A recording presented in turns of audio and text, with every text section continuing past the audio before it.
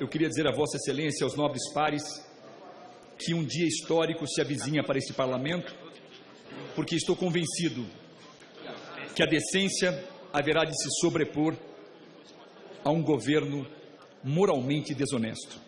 Nesses 10 anos que antecederam 2014, a presidente Dilma foi ministra de Minas e Energia, presidente do Conselho da Petrobras e presidente da República.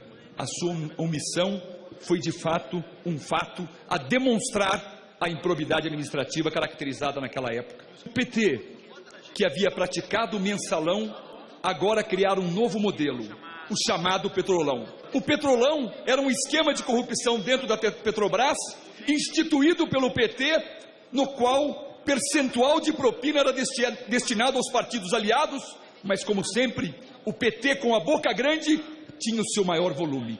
3% dos contratos da corrupção dentro da Petrobras, o dinheiro ia para o Partido dos Trabalhadores. Tinham 3 diretores da Petrobras indicados pelo PT, todos afirmaram textualmente: o PT sabia, a presidente Dilma, o presidente Lula não tinham como não ter ciência de tudo o que acontecia, porque eram seus subordinados. Não bastam os 3 diretores da Petrobras? 5 empreiteiros, diretores de empreiteiras importantes do país, foram à Justiça, ao juiz Sérgio Moro, e delataram. Não era qualquer delação, delações que foram acolhidas e homologadas pelo Supremo Tribunal Federal, dizendo o quê? Que deram dinheiro de propina para a presidente Dilma em 2010 e em 2014. Não basta, não é suficiente, vou mais além. Campanha da presidente Dilma de 2014, seu publicitário está preso, seu tesoureiro está preso, o seu mentor político está quase preso, o seu criador está quase preso. Quando fui a uma CPI, a CPI da Petrobras, em abril do ano passado, ao ouvir o dissimulado do tesoureiro do PT, o senhor Vacari, ao final da minha fala disse a ele: o senhor tem tudo para ser preso e o PT para ser extinto. Vossa Senhoria tem tudo para ser preso e o PT para ser extinto. Vozes do PT se levantaram contra mim, dizendo que era um absurdo a minha fala. Uma semana depois, deputado Paulo Biacchio, o Vacari estava preso e o PT ainda não estava extinto. Digo ainda, porque 6 meses depois, entrei com ação pedindo a extinção do PT, porque havia evidências de que ele recebeu dinheiro de propina do exterior. E quem recebe, o partido que recebe dinheiro de propina do exterior, tem o seu registro cassado. Loucura a afirmação? Saibam, Vossas Excelências, e lerei de primeira mão o que disse o atual ministro da Justiça da presidente Dilma, Eugênio Aragão, por quem tenho muito respeito, o que disse ele como procurador-geral eleitoral no ano passado, e que eu pedi a extinção do PT para que fosse investigado porque recebeu dinheiro de propina. Disse ele, o atual ministro da Justiça, como procurador-geral eleitoral: é sim necessária a realização de atos de investigação com vistas a apurar eventual recebimento de recursos de procedência estrangeira. Vejam, senhores, a mais alta autoridade eleitoral dizendo que tinham elementos de sobra para investigar e propor a eventual extinção do Partido dos Trabalhadores. Na época, deputado Embaçaí, lembro-me que o PT não tinha como negar a corrupção, não tinha como negá-la à frente de tudo que se apresentava como contexto probatório. Eles se limitavam a dizer: crimes praticados em 2014 não pode gerar impeachment em 2015, como se fosse um mantra a evidenciar que para eles reeleição era sinônimo de impunidade. Mas, para desespero do PT, e por que não dizer para alegria da população brasileira, vem o Tribunal de Contas da União, a mais alta corte de fiscalização deste país, e diz: a presidente Dilma praticou fraude fiscal, denominada por alguns de pedaladas. E mais, determinou que fossem feitos gastos sem autorização desta casa. Ou seja, o Tribunal de Contas em 2014 diz: houve crime de responsabilidade. Mais uma vez, o PT corre e diz: 2014 não pode aproveitar a 2015. Lê do engano. Em 2015, nova análise técnica chegaram à conclusão de que as pedaladas continuaram em 2015 e os decretos foram novamente emitidos em 2015 sem autorização desta casa. Precisa da decisão do TCU de 2015? Não. E o próprio advogado-geral da União sabe disso, porque ele é um jurista, estuda, lê, assim como eu. E ele sabe que o crime de responsabilidade fiscal não é de jurisdição nem do TCU, nem do Supremo Tribunal, porque é de jurisdição desta casa. A lei deslocou o Supremo Federal para dentro desta casa, colocou o presidente do Supremo como presidente do Senado e disse: quem disse houve ou não crime de responsabilidade são vocês dessa casa, deste Congresso Nacional.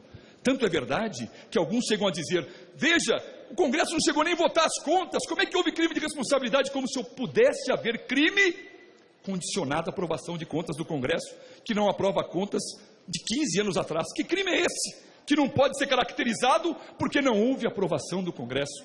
Falácia. E o que são as pedaladas?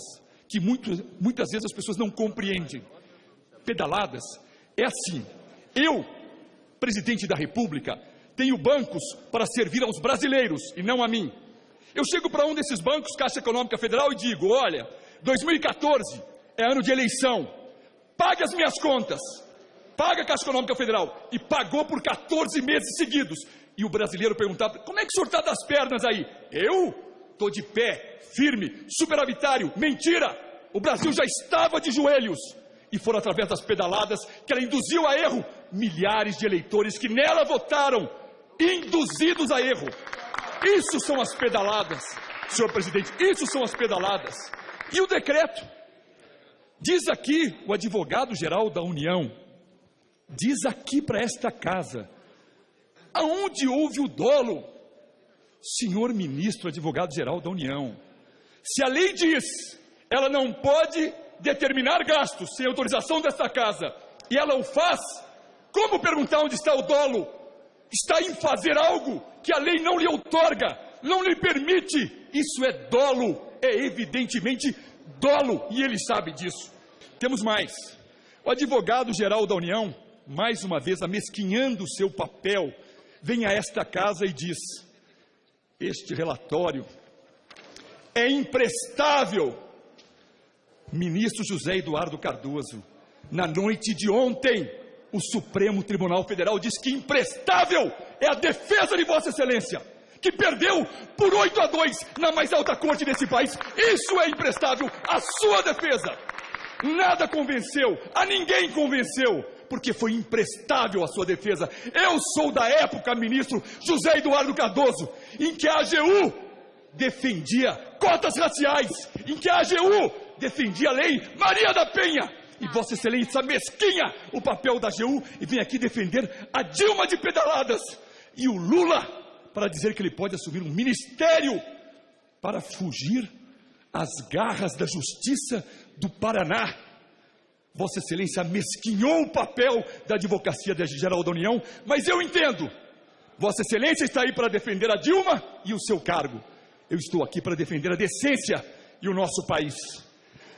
E para finalizar, se não bastasse todo esse rol de crimes, de corrupção, de ilegalidades, agora vemos o presidente da República instalado num hotel à cata de votos, buscando comprá-los, e o líder do governo tem a coragem de dizer: isso é um presidencialismo de coalizão.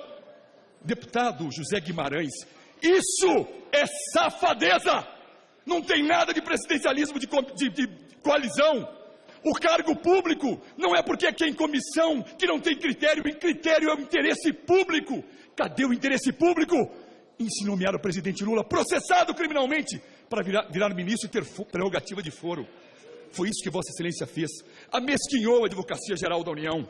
A presidente Dilma vai ao país e ao mundo e diz: golpe, isso é golpe. Presidente Dilma, a primeira seara, a primeira instância a aferir se era golpe ou não, foi uma comissão que foi formada com a indicação dos líderes, por determinação do Supremo, de líderes ligados a Vossa Excelência, presidente Dilma.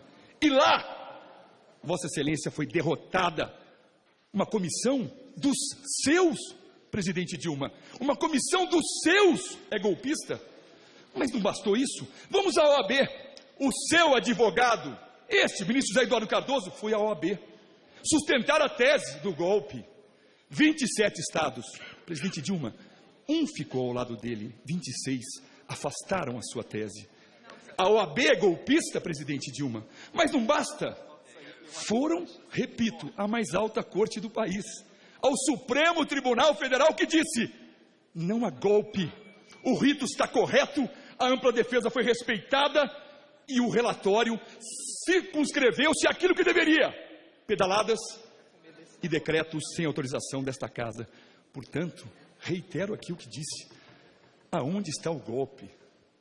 Senhora Presidente, quais as consequências da pedalada? Vossa Excelência chegou a perguntar numa entrevista, dizendo que só fez o bem com as pedaladas, só ajudou quem mais precisava. Senhora Presidente, as consequências, eu vou lhe dizer quais são. O país está economicamente num caos.